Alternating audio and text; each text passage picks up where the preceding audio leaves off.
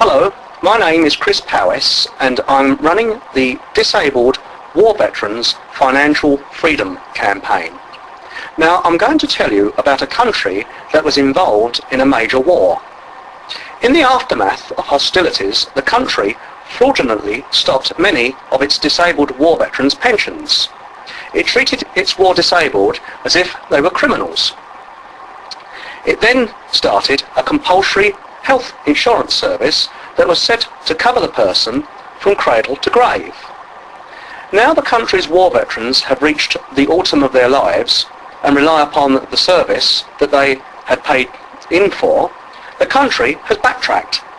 If the war veteran needs to go into a care home, the state steals the veteran's property from them in order to pay a private company for their care, even though the veteran has paid the insurance.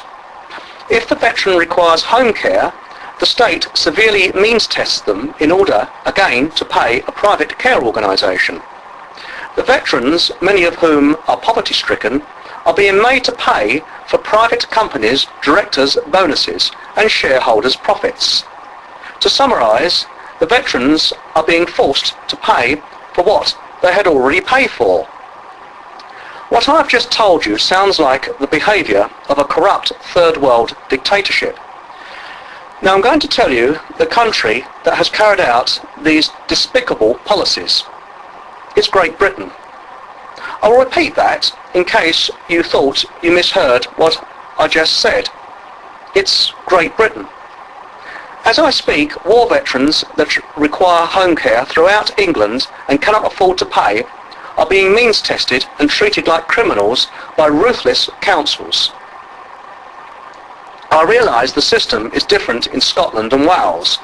I'm not sure about Northern Ireland. This injustice must stop. If you are a war veteran that objects to being means tested for care that you have already paid for, you are not alone, especially if you object to being plunged into poverty in order to pay a private company's directors' salaries and shareholders' bonuses. The only way of stopping this injustice is public knowledge. We don't live in a democracy, but a corporatocracy where the individual is nothing more than an item to be financially exploited. The evidence is all around us. If your local MP is one of those rare breeds that still care, then please bring this matter to his or her attention. Sadly, if your MP is a career politician, you will get a limp handshake, a lot of enthusiasm from the MP's councillors. The matter will be delegated to a councillor, and within a few days you will receive a meaningless letter from the House of Commons, and that will be the last you hear of it. I've had this several times from my local MP on other issues, and have now given up, as many other people have. It's not worth wasting a stamp, and it's a complete waste of time. These people get re-elected as they give the impression of doing, when in reality they achieve very little. It's just a lot of hot air and theatre. I'm a realist, and I'm fully aware that the wartime generation do as they're told without question, and often suffer in silence. Again, looking at the situation realistically, the best we can hope for is a change of policy, where war veterans are exempt from the humiliation of disgraceful means testing. So that's the key issue this campaign is based on. Next, how are we going to achieve this on a shoestring budget? Well, the answer is with your help. If you are a war veteran that's being subjected to means testing, or if you know someone that's facing this awful predicament, we would like to hear about it. My workload is excessive, so please excuse me if you don't get an instant reply.